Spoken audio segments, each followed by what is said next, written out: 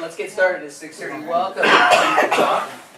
Tonight is a workshop like all workshops, which means you have to work. You have to get information and then you have to do what you need to do to stay healthier. I'm going to talk for approximately 30 minutes or less, and then the best part after that is Linda is going to be involved in the sampling. We're going to show you how we do things at home. So we're not saying we do everything perfect, but we're going to show you some shortcuts and some things you can do to get healthier, and it's quite easy. Expectations. When people come to see me, a lot of times their focus is how can we treat disease. Our office has never been about disease treatment. I look at disease as an abnormal state. In a sense, I don't even think it's real. So I look at health as the normal state. Disease and sickness are simply lack of health. The same way that light is normal and darkness is simply lack of light. Darkness is not a state, it's a lack of something. So when people get sick, when they get diseased, as in the medical model, it's because they just don't have enough health. So what's our encouraging note? We want you to become healthier. We want you to eat better. We want you to take care of yourself because it's going to be flu season. And then people are going to try to tell you you need to take needles because the only way you're possibly going to survive is by getting needles for everything. Come on. We're all smart enough to know that that's not true.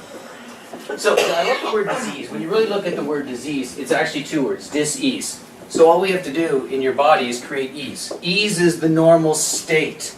Dis-ease is the abnormal state. Now we got some workshops coming up. The next workshop is on stress, and it's on October 19th. And it's going to be a look at stress, because a lot of people think stress is a negative thing. Seriously. If you weren't under stress, you wouldn't have got out of bed this morning. So there's distress, which is the bad stress. But stress is what makes us do things. It makes us understand that we have to complete our tasks. And I think what I really want to focus on that night is how we interpret stress. Because if you start to interpret it differently, you'll understand that you shouldn't be getting upset about certain things. So that's what we're going to be teaching about. We have another Vital Cuisine night. In the past days, we used to call that our recipe night, but now it's Vital Cuisine. And that one's coming up, so there will be a sign-up list for that coming up very, very soon. And Linda's working on the recipes for that already. So that's a great night out. Who's been to a recipe night or a Vital Cuisine night? Yeah, most people. So yeah, it's a great night that we have here in the office. Tonight we're going to be focusing on Maximize Living Essential number 3, nutrition. There's 5 essentials of maximized living. You got to get good at all 5 of them. You just can't be, awesome at exercise and not really good at the other things. You have to get good at everything. And tonight we're going to be talking about how to get better with your nutrition. There's 3 really important slides in the show tonight, and I think this is one of my most important ones. Does fat make you fat? What do you think? No, fat doesn't make you fat. That's simple. Simple answer is no. Yeah, there are bad forms of fat that will make you fat. Poutine would fit into that category, right? That would be a bad fat. But study after study, and it just was a study that was released, I think it was near the end of August, and they looked at 18 nations, and they looked at people who had the fatty diets of healthy fat, and these people had less heart attacks and less strokes. And then they looked at the people who didn't have as much as a fat, and they were the sicker ones. And they looked at the people who restricted saturated fats, because we keep hearing how bad saturated fats are. The people that had the lowest amount of saturated fats had the highest amount of heart disease. You know what? People have been lying to you since the 70s. You've been convinced that this low-fat world is where you should be living. Now, when it comes to the fats, well, when it comes to what we can eat, we can only eat 3 different things. We can eat fats, proteins, and carbohydrates. Those are the 3 things that we eat in our diet. As soon as you cut out fats, now you've gone to a high-carb diet. And when you're on a high-carb diet, you will always gain weight. You have to restrict the carbs, the unhealthy carbs. I'm not talking about vegetables. So I like to talk about vegetables and fruits. I know everyone wants to talk about fruits and vegetables, but it really should be vegetables first and then your fruits. It's easy for me to sell you on eating fruit, but I need to sell you on eating vegetables first and then having some fruit at the end. The food guide, they decided to put it all in one category so you could have whatever you wanted. Well, guess what you think people are going to choose? They're going to choose the sugary thing. They're going to choose 4 bananas and say, there, I met my guidelines. Well, you did, but it was bad for you with those choices. Eat carbs will make you fat. Now, let's see if I can get this going. If not, I have to call in Adam. This is a map that shows what happened to people and the obesity rates around the world. There we go. So you're going to see some of the colors change over time. And as the colors get more intense, that's the level of obesity that's changing in these countries. And you're going to notice North America is pretty much a world leader here as they get into the darker colors. And you know, people have this concept. You look at this, see how just, now we're into 20%, and then we're going to go to 25% to 30%. Then we're going to go over 30% of the people in those countries are obese. And you guys are living in the illusion that it's the aging population that's causing this. Like, someone will tell you something like that and you'll blindly believe it. It's not the old people that are eating like this. It's not the old people carrying weight. This has to do with people eating a low-fat diet, people not exercising, people eating processed food all the time. Now, we talked about the important slide that you saw about fat doesn't make you fat. I can always get people to agree to that, but you really need to understand it in your heart, because it's easy to say, I agree to it, and then you go to the grocery store and you buy something that is low-fat. We've shown you the sour cream here. The low-fat sour cream has 13 ingredients in it, one of them being propylene glycol, which is antifreeze. All right, that's a 5th ingredient, where a high-fat sour cream has 3 ingredients in it. The reason why this has 3 ingredients in it is because that's nature. This is how it was supposed to be made. Now, 30% milk fat, that's still a lot of fat. That doesn't mean you can eat it all the time. You have to understand there's calories in things. And most people, they don't understand that either, because they think, well, it's nuts and seeds, I can eat that. Yes, you can, but there's a high amount of calories in there. That means you're going to restrict carbohydrates. But this is what happens when people eat way too many carbs. Now, we talked about the fact that we know fat is good for us. So let's actually put that in motion. If I have 8 ounces of skim milk here, and I have 8 ounces of homogenized milk here, which one has more sugar in it? Skim milk. The skim milk. And why would that be? Because they'd replace it with something. Yes, when you took all the fat out of there, that concentrated the sugar. If they didn't concentrate it intentionally, it's just what naturally happened. All right?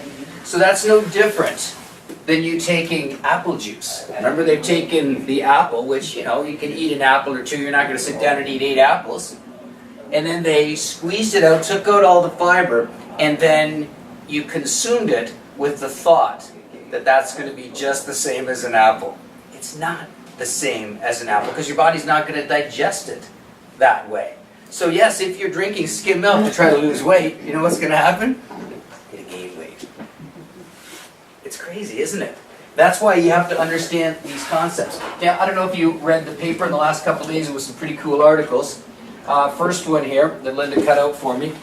Silly Rabbit, tricks are for kids. Now, the people that make your horrible food, they are trying to make some changes to it. So what happened at General Mills is they decided to take out some of the bad chemicals in there. You know what the people wanted? They wanted the bad chemicals. So some of them wanted, you know, the changes. Other ones complained, so now they put the bad stuff back on the market. But this is crazy. This is what you see.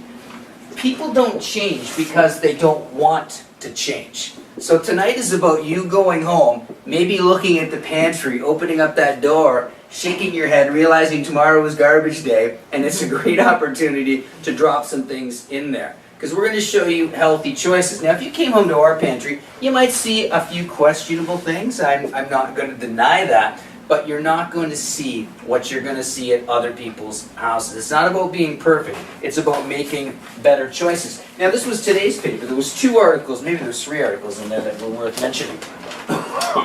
Should kids avoid sports drinks? Well, we started avoiding sports drinks 15 years ago when we read the label and went, what's sucralose? And then you go online, you go, Sucralose, it sounds like sugar, but it's not sugar. It's all chemicals.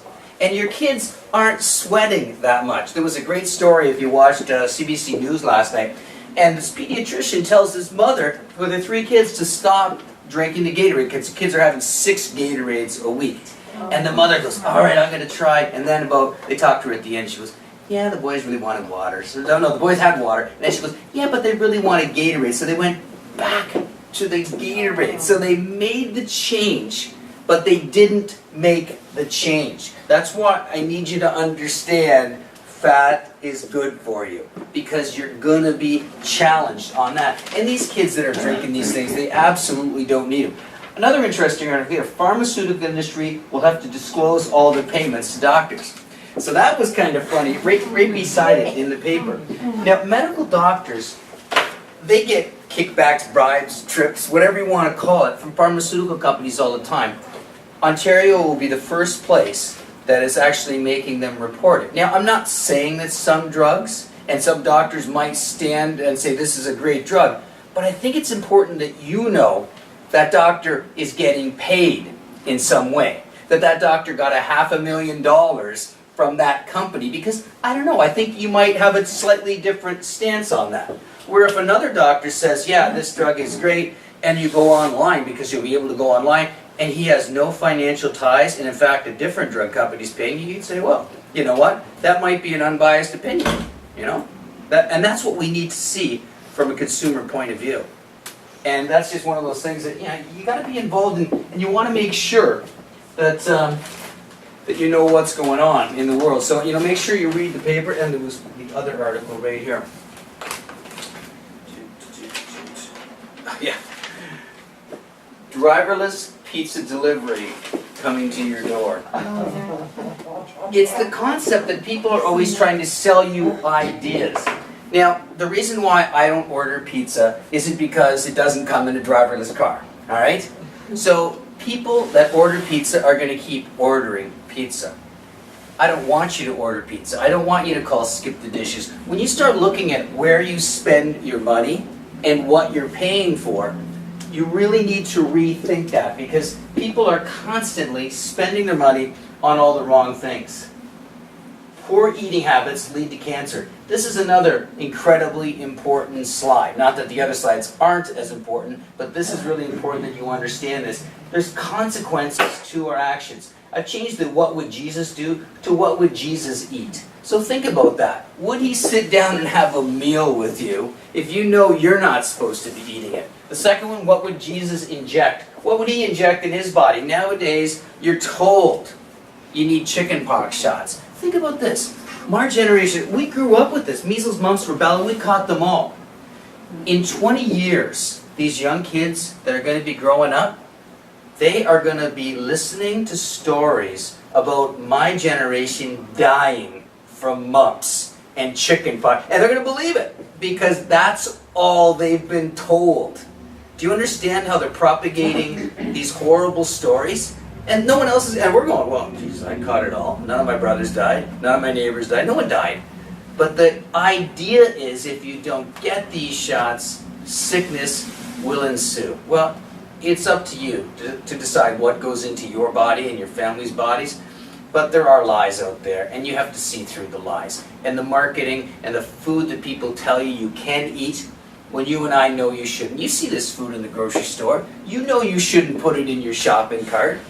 Part of what I do when I'm out shopping with Linda, which is relatively a rare thing, because I don't go out shopping that often, is I think, what if I walk around the corner and my best 10 patients are standing there with a clipboard, and they're going to look at my shopping cart? It makes me think, what am I going to put in that shopping cart? Because they're going to post this online, and everyone's going to know I'm a fraud. So it says me instead. Yeah. So I sent Linda to get the chips, but right now Costco's out of organic chips, so mine's fantastic, because I won't buy the other chips. You gotta have your rules in life. So it's just one of those things that you really have to make choices and be comfortable with your choices. Now, cancer. This is the really important slide. First, 90 to 95% of all cancer is environmental. Environmental means it's choices that you're making or things that are happening in your body that you might not be aware of but it's because of things outside your body instead of things inside your body. Medicine's acknowledged that some cancer might be genetic, maybe 5 to 10%. But look at all these people who are racing to the doctor to get colonoscopies. They're racing there to get colonoscopies. They're going for mammograms. They're doing all these things with the thought that cancer is coming from the inside of their body. Now, when you look at the environment, get this, 30 to 35% of that is related to diet. Well, that's the biggest part of that pie. And yeah, you shouldn't smoke. We know that. Infections are going to happen if you're not well. I could take the 10 to 20% obesity, I could throw that in the diet department too. Like they split it up one way, I'd look at that and say, well, how did they get to be obese? Well, they had a horrible diet. Well, let's put it right there. That's a huge portion. And this is going to increase the chance of you getting cancer. So I know people come here and they hope there's a nice light talk, but this is the flip side to it. If you don't take care of yourself, this is absolutely, statistically going to happen to you. So this is why you have to go home and say, I got to make the changes. And I don't have to be perfect. I can still have a day off on the weekend. I can still have some junk food on the weekend. No one said you couldn't. But you need to make some changes because cancer rates keep going up. So breaking down tonight into smaller bites. You need to consider where you buy your food. If you don't know where you should buy your meat, we can help you with that. Some of you, that's not where you need to start, okay? That's somewhere down the road that we start talking about how you go and you buy half a cow or your quarter cow or where we buy our chickens. I can give you all those addresses, but the first thing is you have to stop doing the other stuff, like buying the chicken in the grocery store, all right? Stop buying chicken in the grocery store. Start finding better sources. And then you got to figure out what you need to buy. So you need to know where to buy it, what to buy it, and then you start to ask the questions when you get layer after layer into this is how was this product grown? How was it treated in its life before it got to my table? Because those are important questions to me. They might not be to you in the beginning. If you just want to get in better shape or lose some weight, that's probably not even close to the top of your list. But this is where we are 15, 20, 25 years into where we are on our journey. So the questions that we ask, and then this one. How much sugar are you putting in your body? It's a really, really good question because most people, they don't understand that. Now, we just found an article recently and it said there's 55 different names for sugar. Please don't ask me for those 55 names. Don't get mad that I'm not going to share that with you. You can go on Google and find the article too. But it's like, oh, I needed that 55. You didn't give it to me. I can't change anything. I'm just going to go home and keep, well, do whatever you want. If you read something and you don't understand it, it's because they don't want you to understand it. And you just said, oh, I'm going to buy it and put it in my shopping cart anyways. So peanut butter. Not my peanut butter. I had to spend money on this. I'm still mad about that. Second ingredient in here is soybean oil, which is a bad idea because it should be peanut oil. Third ingredient, corn maltodextrin. That's one of the names for sugar. And then after that, sugar is the next product in there. So there's two forms of sugar in there. Now, I'm not concerned about your yogurt. If your yogurt says there's sugar in there, if it's plain yogurt, God put natural sugar in there, that's different. If it's chocolate milk, I'm thinking, man might have been a little more involved than God on that one. You see the difference there? So that's why you have to read the panel. You have to understand the nutrition panels, and then you have to look at the ingredient list. And 55 different names for sugar, why do you think that they did that? They didn't want you to know. Financing. This is what we run into a lot of times. People say, I can't finance a meal plan. I can't spend the money to get the proper food that I want. Yeah, you can. All right, you start seeing all those apps out there. Skip the dishes. They want you to buy food all the time. What are we talking about? Going out for breakfast? It's $10 a person easy, plus a tip, plus taxes. See, and that's the thing, because the tip and the taxes, we could have had organic eggs that we would buy at home, and we could have done that and had the extra $10 each in our pocket. Two people, it's $20. I'm not saying we should never eat out, but I understand when I eat out, I'm paying more for horrible food. And yet people say I can't afford to buy the right food. Yeah, you can. We get in the car, we drive to Linwood, we go up every 6 weeks, we've got a group of people that go and get eggs. We found a place to get organic eggs for $3 a dozen. That's cheaper than Costco. And since we'll get 12 dozen eggs every 2 weeks, so 6 dozen eggs a week, that's $18 that we're saving, and that pays for our gas money and our time in certain ways. So that's what we do. And it takes up our time, but we're committed to putting in a little sweat equity instead of someone bringing me food. And now to skip the dishes, you just sit there, someone brings your food now. That's like a new level of laziness to me. Before I used to go and get it at least, and now it's like, no, I'll just sit in the chair and someone will bring it to me. Maybe they can feed it to me. Feedme.com, and someone else can come and shovel food in your mouth. I don't know, it just sounds like a bad idea. It's probably because it is a bad idea. People eat what they want to eat. So it's not about knowledge. There's all sorts of knowledge out there that you know what you're supposed to do. It's not about knowledge. If you watch any marketing on TV, it's not about marketing, it's about a feeling. Oh, that feeling. There's this one drug commercial I've been seeing lately, it's one of those drugs. And this is a drug for people who are dying of cancer. And they've gone through a platinum-based treatment plan, and they have this, and they have this marker and that marker. And then they say, this drug might be right for you. Then they tell you all the possible side effects. And when you're reading at the bottom, these are people that if you did chemo, you lived 7 months. And if you actually took this drug, you got to like 11 months. And it's like, we're talking about how many days you're going to live. And yet the commercial is on TV, meaning there's a lot of people out there dying from this condition right now, right? If there was 2 people out there, there wouldn't be a commercial on TV, would there?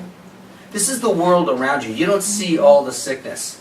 That's why you have to change your diet so that you don't end up watching a commercial and saying, hey, that sounds like it's a great idea. That guy's still fishing. He looks like he's having a great time. Yeah, he's having a great time. He's not. So you need to make changes, and once you get good habits instilled in your body, they're just as hard to break as bad habits. Now, some simple things, and this is the take-home information where you can get started. You need to avoid grain, and especially wheat. Wheat is the #1 thing I want people to change. If you say, well, I have to eat bread, well, then go to 100% rye. I'll let you go to a sprouted organic. You can buy that at Costco, but it's still a wheat, all right? So the more you listen to what I say, the better your results will be. You know, I'll get food journals from some people, and they say, I don't eat grains. And I say, well, you had toast in the morning. They say, well, it was toasted bread. And it's like, yeah, that magically changed everything. As soon as you toasted it, it became healthy. That's great. And they know they're lying to me and themselves, but they say it anyways. They have to say it, and it's like, okay, good. Avoiding grains. So once again, make the changes, you'll have some great results. Avoiding sugar. You know, starting your day with Twix. What was that cereal? Tricks. Yeah, Trix. Seriously, it's filled with sugar. I don't care if they put natural flavors in it now. It's great, it's filled with it's filled with just as much sugar. It's just not as colorful. And yet other people say, I want it to be more colorful. I want the toxic chemicals and all the sugar. And you know what? The kids aren't buying it. The mother is buying it, and they're bringing it home. Just stop bringing it home. Your kid's not going to go and buy it themselves. They're going to eat whatever you have at home. You know, they don't have an income stream, likely. 55 names for sugar. Nutella. Once again, here's the ingredient list for Nutella. First ingredient is? Sugar. Second ingredient is? Vegetable oil. And then, finally, hazelnuts.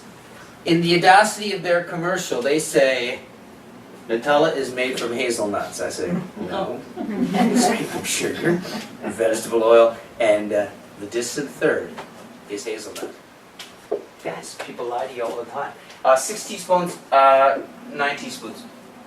Those are 2 numbers. The World Health Organization says that men are allowed to consume 9 teaspoons of sugar in a day, and women 6. Now, to put that in perspective, you're probably not having a pop for breakfast, but go with me on this. Women can have a half a pop, a half a Coke in a day. That would be your entire sugar allotment. Sugars. Free sugars. Yeah, we're not talking about healthy yogurt. And men, we could have a whole pop. That would be, and I'm talking a 355. I'm not talking what people are drinking.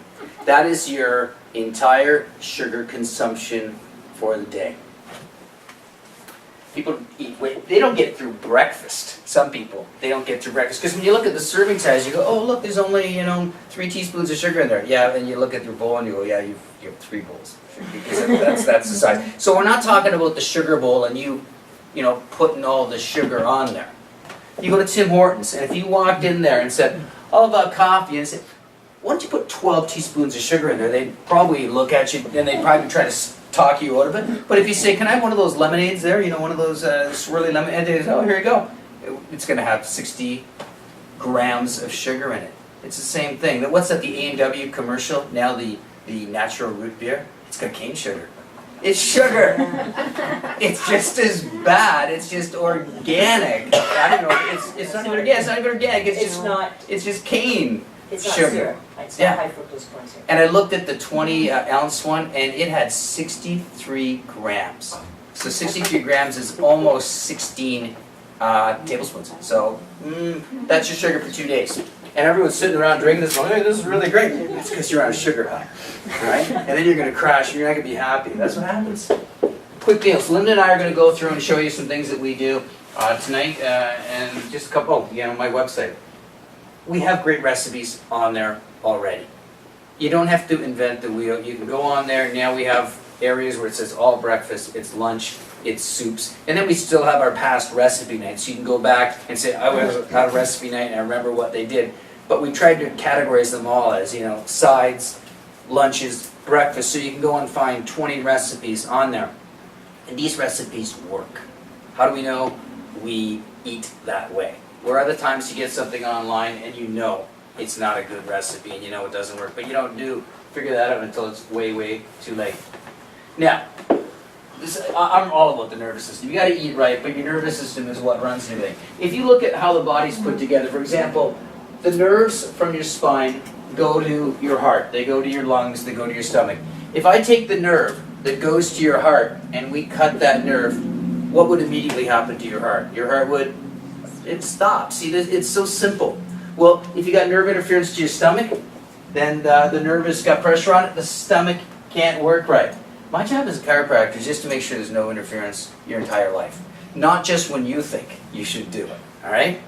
So most people, they have this idea that if I feel good, I might be fine. Well, you might be, but you might be sick, all right? The same way that if your teeth don't hurt, most people wouldn't take it to the level of saying, well, my teeth don't hurt. I'm done with flossing and brushing. And a toothbrush takes 2 minutes to go through my mouth. Forget it, I gotta free up 2 minutes of my life. It's gonna cost you in the long run, isn't it? So my job is to preventatively make sure that you understand this, because if you take care of yourself, you're not supposed to get sick in the first place. 28 minutes. All right, so now, this is a good time now. Now we get to go and we need to, Linda's Do you gonna, want me to start? I'll do my one thing and then you can do it. So let's go over to the gym. We're all gonna get up and walk over to the gym. I'm gonna show you, people always say, oh, I don't have time to make dinner. I'm going to show you how to make a chicken dinner. It's going to take me about okay, so you want time with me? And then this is Dash. And oops. I fit yesterday. There we go. And then Linda, how long do I put this on for? 11 hours. So I don't know how the slow cooker works. That's dinners. So in 11 hours, we're going to have a 6-pound bird that's cooked. Now that should get us through 2 meals. There's 4 of us in the family, so three of us and Linda. It'll be 3 meals.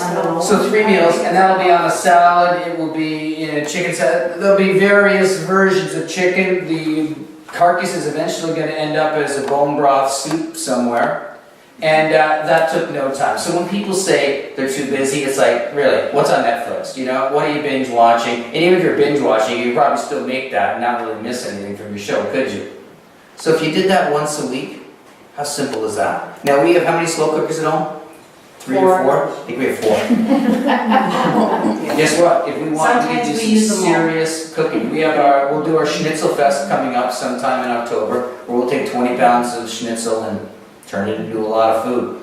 And it won't last that long because, once again, So the Yes. first time I made the chicken in the slow cooker from frozen, I wasn't sure what to expect. But actually Mitchell came home and he said, your chicken's really good because it's really soft and flavorful. Yeah. It just falls apart. Yeah. You just have a little work picking out the bones or whatever at the end, but that's pretty easy to do. So that is the easiest meal that you could ever make. So if you say you don't have time to cook, you do have time to cook. Other stuff on the table here you might want to look at. These are going to be your healthy alternatives. Now, once again, if someone were to tell me that I'll be eating, I don't know, these are the sweet beet crackers, I'd be saying there's no way I'm going to eat those. They're actually really, really good. Yeah. Organic. Yeah. Then the chickpea one, I say, there's no way I'm going to eat any chickpea. It's like, no, actually, I really like all these things. Yeah. So we don't have the normal crackers around the house. So once again, these aren't even grains when you look at them. But the rice crackers, yes, it is a grain, but it's a healthier choice. If you're going to eat something, go organic. I'm not saying that you have to not enjoy life. These are really healthy choices. If you buy them at Costco, they're cheaper. The cans there, now there's BPA-free cans at Costco. So you can get organic products with BPA cans. It's perfect. And buying in bulk is not a problem for our family anyways. So these are the healthy choices that you walk by all the time. The chocolate chips, those are Krista chocolate chips, which means they're not sugar-based, they're stevia-based. But if someone gave you a sample, you wouldn't be able to tell the difference. It tastes just like it. Except there's not going to be that sugar high, I want 3 more cookies after my first cookie. And that's the problem when you start your day with grains. Because if you get up and you have that bagel, what you're going to want is another bagel. That's what carbs do to you, and that's what grains do to you. So you got to stay away from those things where this stuff you can have, and then you say, I feel satisfied because you're not tricking your brain into wanting more and more and more. Okay, so we're going to start with the salad table. So one thing that a lot of people have come to the office and said, I was reading this article or I was talking to this person and they say that you should eat this or maybe you should eat this, and they're not really in agreement on something that we say in the office. And I totally understand that because a lot of the information out there, there are some common threads in what a lot of people say, and there's some science that says this and that, but the one thing that everybody will agree on is we need to eat vegetables. And the vegetables that we eat, they can be cooked, but importantly too, a lot of it should be raw, because when it's raw, then you can draw from the live enzymes. And one of the other things about eating vegetables, we want to make sure that the vegetables that we eat, that we add a variety to our meals. So just eating carrots and peas and maybe the odd potato just doesn't cut it.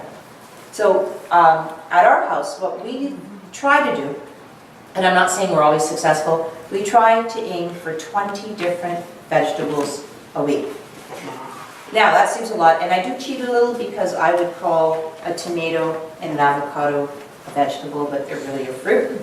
So, but I mean, for the most part, we try to get close to that. But if I didn't set a benchmark, then I probably wouldn't even get close to it at all. So that's, we aim to do that. And that's just something that we've been doing maybe the last 3-4 months. So we're always trying to up our game a little bit, and the more vegetables and the more colors means that you're getting more, a more variety of nutrients and vitamins and minerals.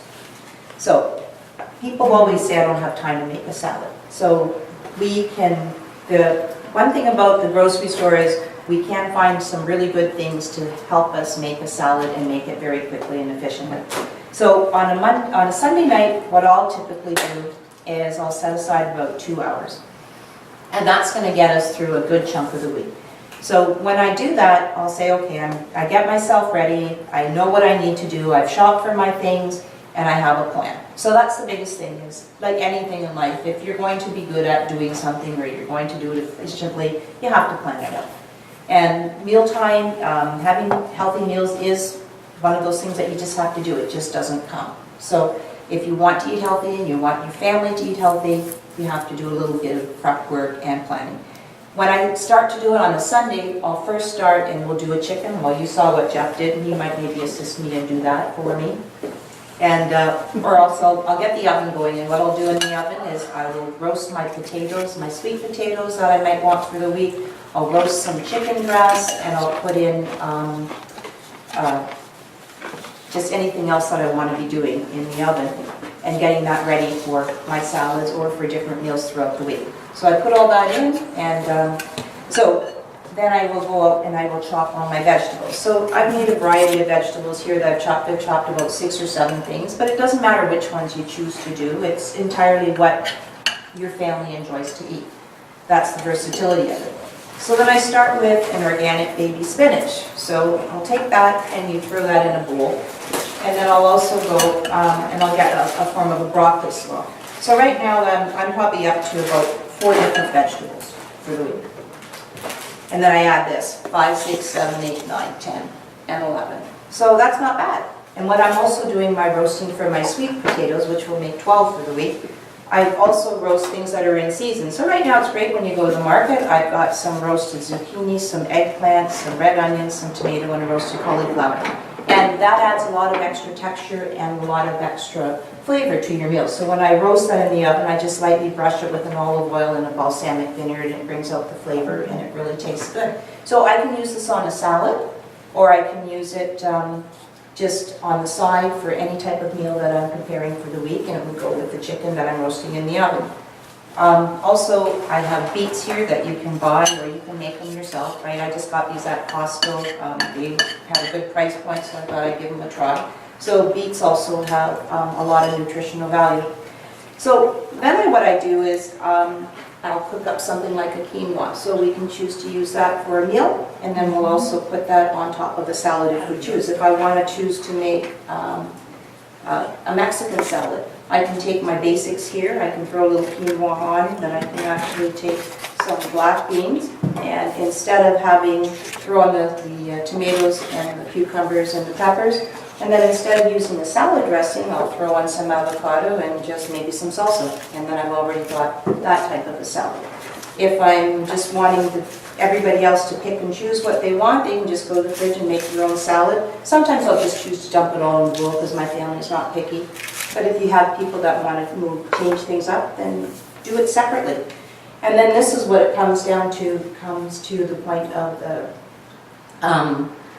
the egg dishes here that we're doing, the frittatas. What I do partway through the week, if I notice things are going to maybe get just a little bit old before they get to that point, then I just take it, I saute it all up in the oven, or on the stove, and I add just a little garlic and some seasoning.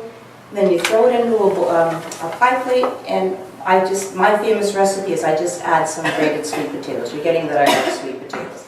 So anyway, so I put that on top, and I might choose a cheese, and then you just bake it in the oven. It's that simple. So there's really no recipe, but I'll just have the basics of it, and really you just use up whatever you have at home.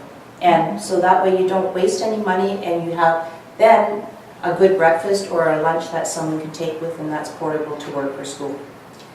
And I actually have toppings also as well. So here I've got some coconut, and it's unsweetened. I've got the unroasted pumpkin seeds, sunflower seeds. I've got some nuts, and then I've also got just a mixture of all different seeds like hemp and chia. You can just take a look at that after and see what I've done. I've always got cooked eggs. And then there's also some cheeses. So if you want to do a sweet salad, you can do the sweet cheese with the cranberry, and then you can add the nuts. So I mean, there's just so much versatility in doing all of this. And then you've got your meat that we've cooked in the oven.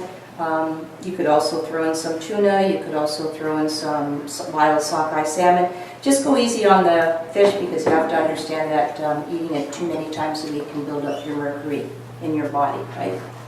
And last, but not least, we're going to talk about salad dressings. So salad dressings, a lot of salad dressings really aren't good for you. You have to worry about the oils that are in there and the other additives and the chemicals. So we like to buy some organic brands so you know that you're doing better with those. But the easiest thing to do is just make your own. So this looks like more than 3/4 cup. It's just like the container that I'm in, that I have here. So it's this simple. I have 3/4 cup, and for most salad dressings, it's 3/4 to 1 for your acid to oil. If you like it a little more acidic, then you just change that variation a little bit. There's no right or wrong. So the acid that I'm using is a balsamic vinegar, but you could just change that up and use some lemon or some limes.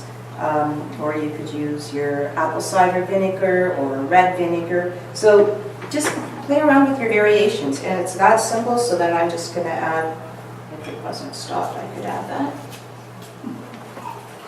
And I'm gonna figure that that's close to a cup. Then the only seasoning that I grabbed on my way out was this barbecue one, but actually it's a Sicilian barbecue and it has some really nice flavoring, and I'm just gonna throw that in. I'm gonna shake it. And I've got my salad dressing for the week. And that's all there is to it.